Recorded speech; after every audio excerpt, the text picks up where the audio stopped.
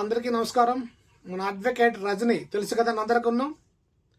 ఆమె ఈ మధ్యన పవన్ కళ్యాణ్ గారి హెల్త్ బాగోలేక హాస్పిటల్లో ఉంటే ఆమె మీడియా ముందుకు వచ్చి చేసిన ఎదవ పనులు ఏంటంటే, పవన్ కళ్యాణ్ గారికి ఏసీ లేదంట, అందువల్ల వేసవి కాలంలో రెస్ట్ తీసుకోవడం కోసం హాస్పిటల్లో జాయిన్ అయ్యారంట. సర్టిఫికేట్లు కొని పాస్ అయితే ఇలాగే ఉంటుంది, సర్టిఫికేట్లు కొనుక్కొని లాయర్ అయితే ఇలాగే ఉంటాయి మన తెలివితేటలు. అందుకే చదువుకొని పాస్ అయితే దాని జ్ఞానం వేరే ఉంటుంది. సర్టిఫికేట్లు కొనేసి నేనేదో కొంచెం అటు ఇటుగా లాయర్ అయిపోయానని చెప్పేసి 4 మాటలు మాట్లాడితే ఏదో ఒక పార్టీ వాళ్ళు తీసుకుంటారు. మేము కేసులు వాదించవలసిన అవసరం లేదు అనుకొని సర్టిఫికేట్లు కొన్నావు కాబట్టి నీకు ఇంతే తెలుసు నాలెడ్జి. ఎందుకంటే నీలాగా అడ్డదిడ్డంగా వచ్చే బాపత కాదు పవన్ కళ్యాణ్ గారు. తన కష్టం మీద వచ్చారు.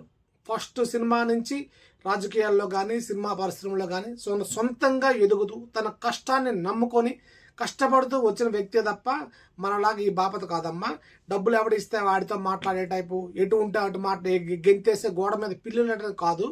ఇలాంటి పిచ్చి పిచ్చి మాటలు మాట్లాడితే రజనీ గారు నిజంగానే ఆడదోయని చూడడం ఎవరున్నో అమ్మ నా బూతులు తిడతాము. పిచ్చి పిచ్చి వేషాలు వేయకుండా కామ్గా ఉండండి. అర్థమైందండి?